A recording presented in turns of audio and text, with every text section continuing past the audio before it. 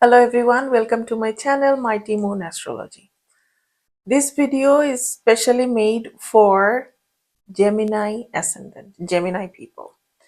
What do I mean by Gemini people? I follow Vedic Astrology. So according to Vedic Astrology, if your rising sign, your ascendant or your lagna is Gemini, then this video is for you. If you follow some other type of astrology, then your zodiac sign may not match with it. I want you to find out your Vedic astrology ascendant. If you don't know how to do that, then please communicate with us through the email address that is given on the screen, and we are going to help you. So this video is the yearly prediction for Gemini people, and I'm going to talk about the biggest blessings and the biggest struggles that you're going to go through in the year of 2026. It's not a month-wise prediction, it's the overall picture, the bigger picture of your life in 2026. So before we dive in, please subscribe the channel. This is a very new channel. All your subscription means a lot to us. And also don't forget to press the bell icon so that you know about all the new videos that we upload. We are going to upload a lot of videos. Those are not specific to any one sign. All the people will be able to get help from those videos. So your subscription will be fruitful. Thank you. Now let's start with the blessings. The blessings will not start until March 11th. So what are we going to do until then? Until then, we need to deal with it. And whatever struggles and problems you have been going through this for a while now, because it started in 2025, and I hope that all of you could find your own customized way of dealing with the problems. So what I suggest you to do, keep doing those things, and you probably already know what is working for you and what is not. So I suggest you keep doing this, because at the beginning of this year, Jupiter is going retro in your lagna, in your first house. That is not a very good sign. Jupiter is our wisdom, our dharma. So if it is going retrograde and if it is aspecting your seventh house, it may create problem in your personal marital relationships, in your business relationships, in your business itself, and also you can become a little confused. You can be attracted to do some unethical and immoral activities, which is going to be harmful for you in the long run. So until March 11th, we really need to be cautious and try to hold on to whatever we want to do. Hold on to taking a decision, especially any big decision regarding marriage, regarding your business. Starting a new business is definitely not a good idea right now. And taking a big decision about yourself is not a good time. March 11th, Jupiter will go direct in your lagna. Now that is a good time. And whatever I just said that don't do, now you can do it from March 11th. It is aspecting your 7th house now. It has aspect on your 5th house. It has aspect on your 9th house. It's a very good time. So during this time, it is a blessing. You take good decisions, because first house is you yourself. So whatever decision you're gonna take after March 11th, this will be good for you. And your education, your creative intelligence, your children, if you have children, and your romantic relationships also will have Jupiter's blessing. So go for that. Maybe there is some good news waiting for you there. And your house of fortune, uh, where Rahu is sitting right now. So Jupiter's aspect will really help you to find out the real meaning of life, real meaning of dharma, and um, how to follow that and maintain that in our lives, despite of the struggles we have. After that, on June 2nd, Jupiter will go to your second house in Cancer. It will be exalted. Now, this is a good thing. Second house is your wealth, your food, your speech. Jupiter gets exalted here. You get the blessing of the Jupiter. When you say something, it's going to make an impact positively. When you make a decision, uh, it will go in your favor. When Jupiter is exalted in your second house, it is aspecting your eighth house. That is a very good thing, because eighth house can uh, bring some struggle for us, like we need to do things again and again.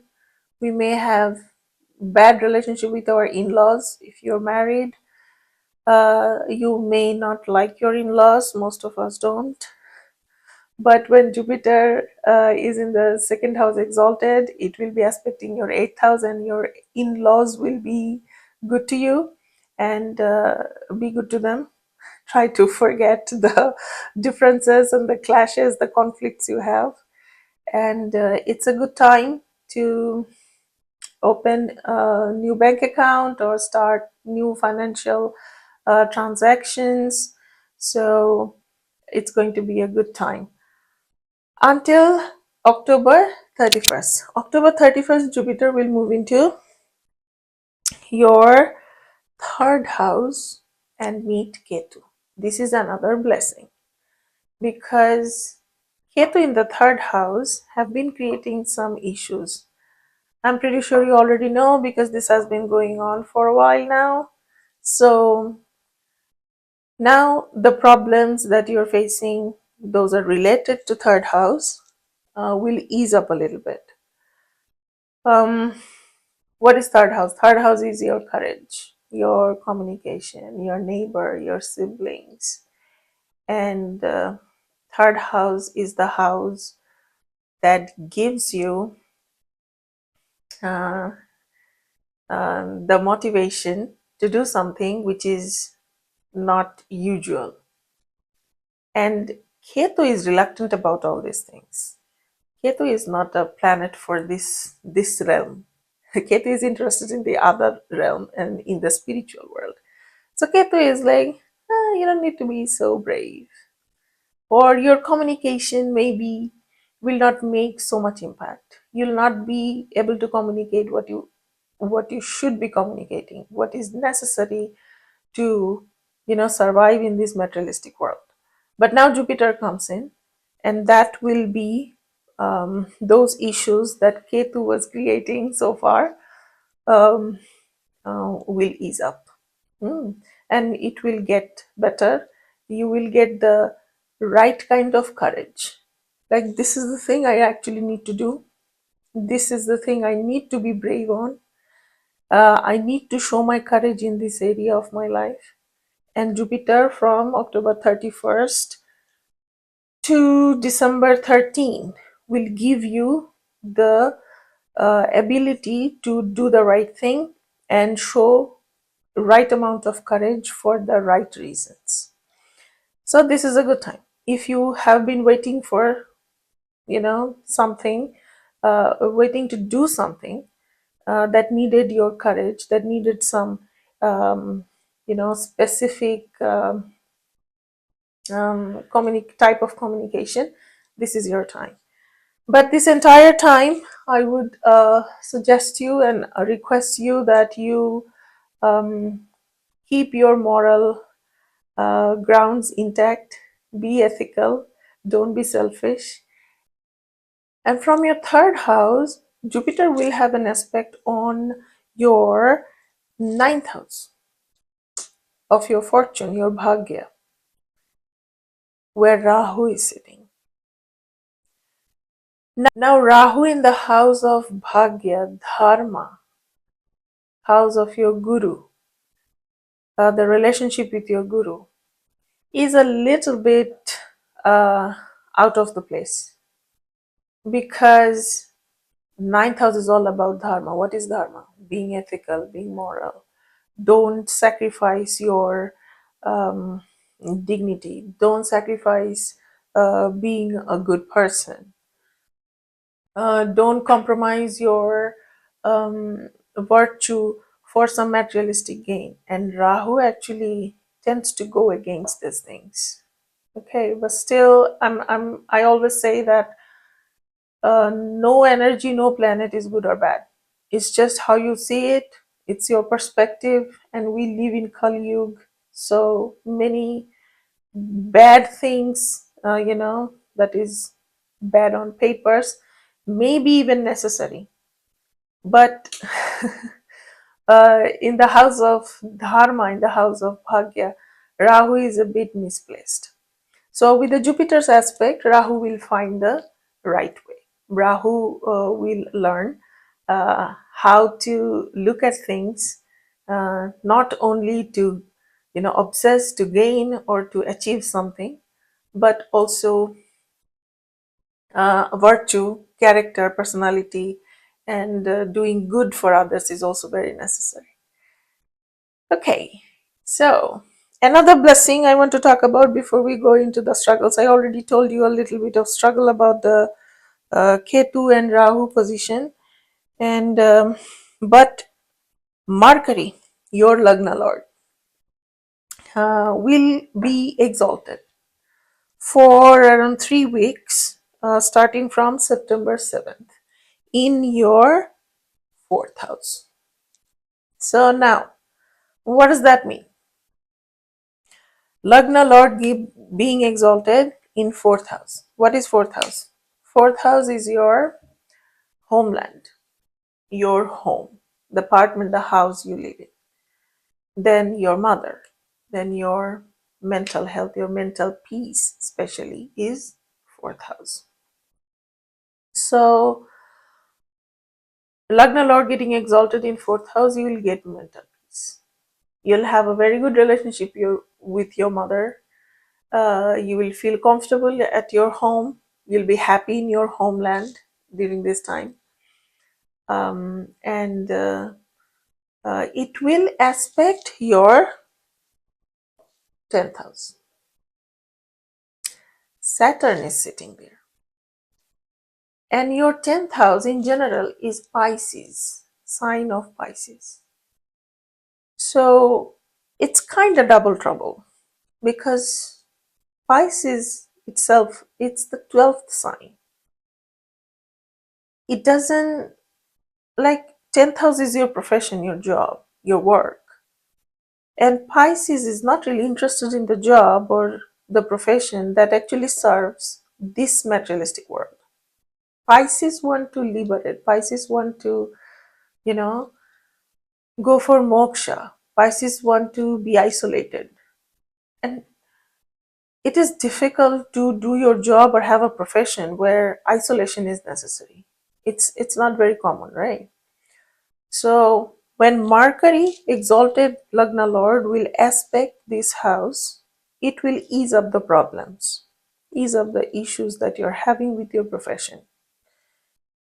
And what is Mercury? Who is Mercury? Mercury is a young prince who's very restless, who wants to do a lot of things, who wants to do two, three things together, or at least two things together, who is very fast paced, who likes the speed, who doesn't want to get stagnant, who doesn't want to stay at one place for a long time.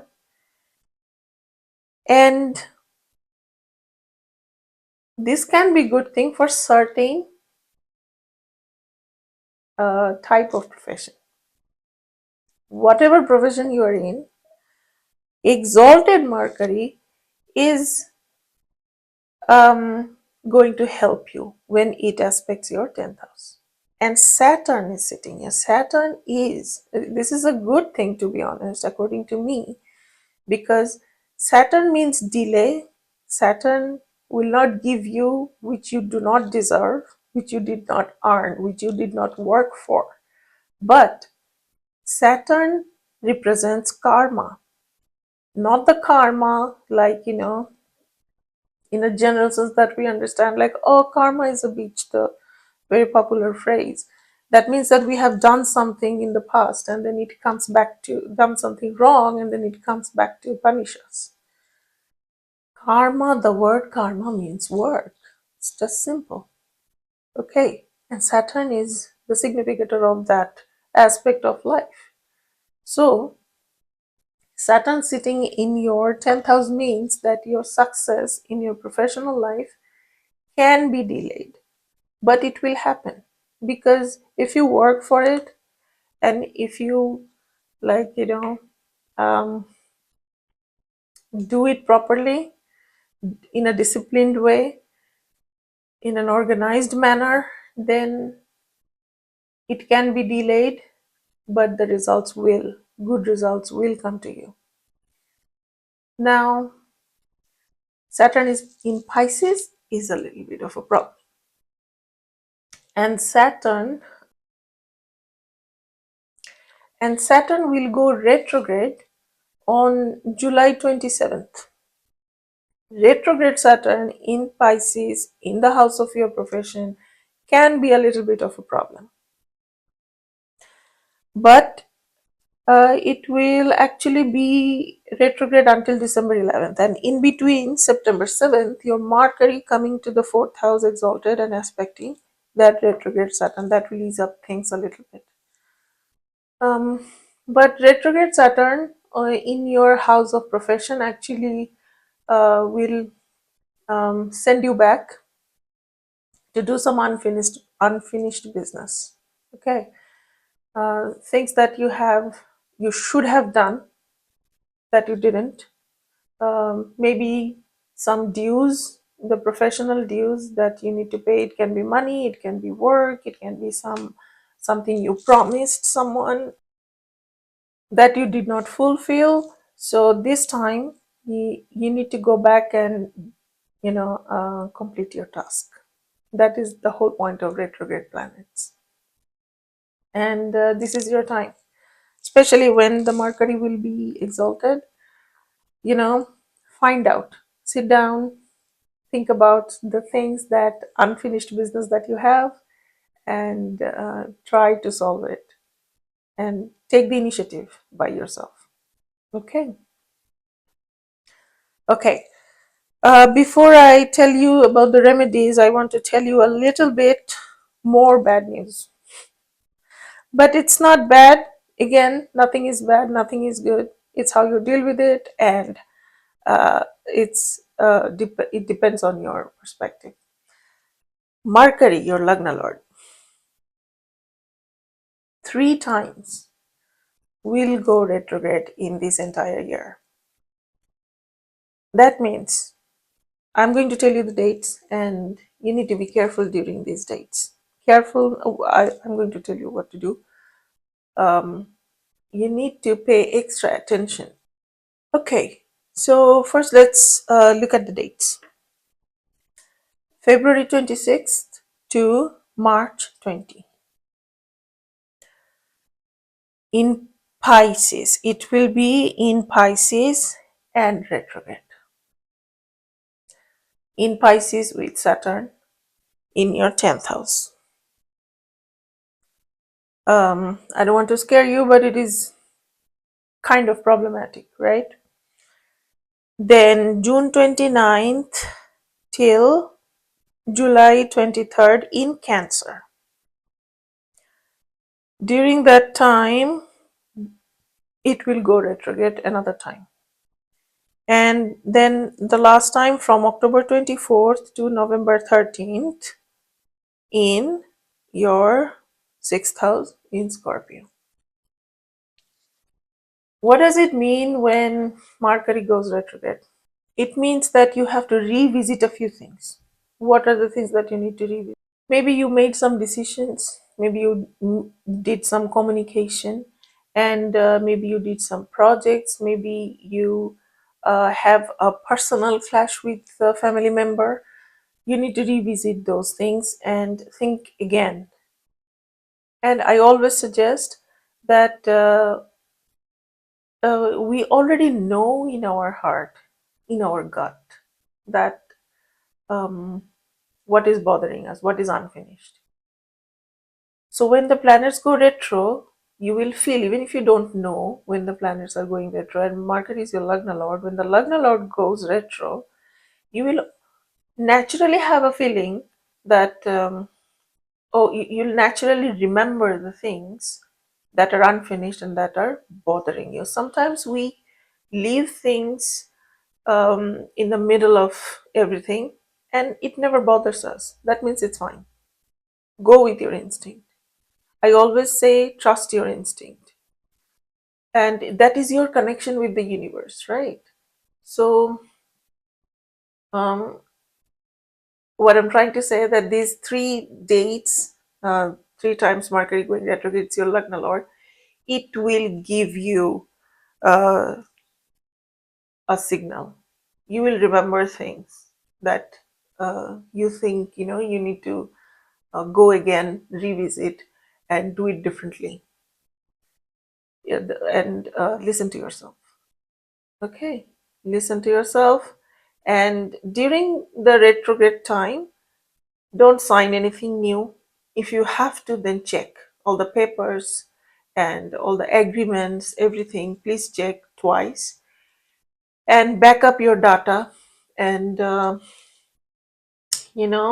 be patient with your electronic devices, and your travel plans and the communications should be checked again and again. There may be some mistake, and um, you may get into a lot of trouble because of a simple mistake. Another interesting thing that is happening with all these 3 times of retrogression, these are all happening in Pisces, Cancer, and Scorpio. These are water signs. So it indicates you need to reflect on yourself, on like inner reflection, not looking for solutions outside, but looking for solutions inside. So during these retrograde times in the water signs, I suggest you shower every day. That will help you. Another thing I want you to do, that find a water body, a lake, river, a pool will also work, um, and do meditation on Wednesdays. Sit beside the water body and do some meditation. 20 minutes, 30 minutes is good enough. It's nothing fancy. You don't have to know how to meditate, what to do. You just sit down with yourself, close your eyes, and try to relax. Maybe think about, is there something unfinished that is bothering you? Do you want to go back and revisit and do it differently? Are there any loose ends that you want to tie up? And during these retrograde times, do not start anything new, but try to finish whatever should have been finished. Okay? Take care of things that you were supposed to take care. Okay? And another thing I wanted to tell you, as Saturn is sitting in your 10th house, in the house of your profession, in the Pisces, so whatever troubles you actually have with Saturn, because of Saturn sitting here, I would like you to clean your office room as many times as you can in a week. Um, if you just have a desk, clean the desk, keep it organized. If you have a cubicle, keep cleaning it. And if you have a room in your office, keep it very clean. Clean it with your own hands. That will really help you to lessen the impact of Saturn, because Saturn wants to make sure that before Saturn gives you something, Saturn wants to make sure that you have worked for it, you have earned it, you deserve it. So show Saturn that you deserve it. Okay, so I think I have covered the biggest blessings and biggest struggles that you're going to face this year. And I'm going to make month by month, like monthly horoscope every month. So please subscribe the channel and follow my channel, and press the bell icon, and yeah, be connected. Thank you very much for listening to my video, and Happy New Year.